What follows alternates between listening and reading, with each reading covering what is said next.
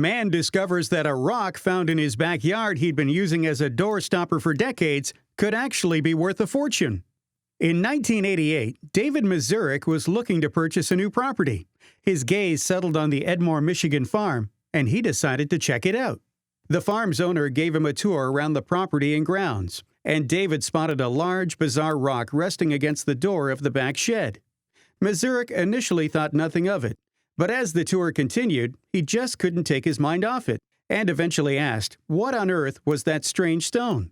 The old farmer explained that he had actually witnessed the rock tumble from the sky back in the 1930s, when he was still just a boy.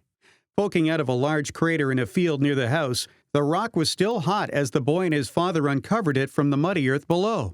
As large and heavy as it was, they decided to use it as a doorstop. The farmer told Mazurek he could keep the rock along with the property, and so for the next 30 years, David used the rock as it always had been used, as a doorstop. Finally, after a meteor shower in 2018, Mazurek decided to look further into the rock. People all over Michigan were finding meteorites in their backyards, and many of them were making a pretty penny from selling them. David reached out to a friend who had studied geology, who pointed him in the direction of Dr. Mona Serbescu, a professor at CMU. She agreed to take a look at the rock, though she wasn't very optimistic about the outcome.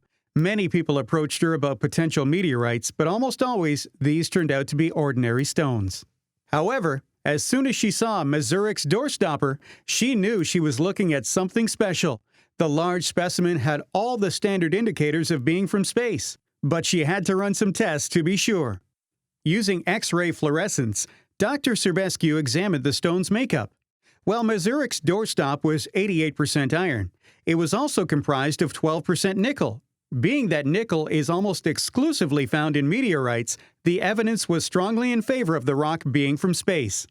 At over 22 pounds, David's rock was the sixth largest meteorite recovered in the state of Michigan, and Dr. Serbescu stated it could even fetch up to $100,000 at auction. Just to double-check and re-verify the makeup of such a potentially lucrative stone, she sent a small sample of the rock to the Smithsonian for additional testing. After a few tests, Dr. Serbescu's findings were corroborated. But even with the meteorite's identity finally confirmed, what was David going to do with his incredible doorstop? David had two choices before him. He could either sell the stone to a museum or to a private collector. Whatever he ended up deciding, he was adamant that he would use some of the profits to put towards a good cause. David promised to donate 10% of the sale to Dr. Serbescu's university in order to provide funding for further geological studies.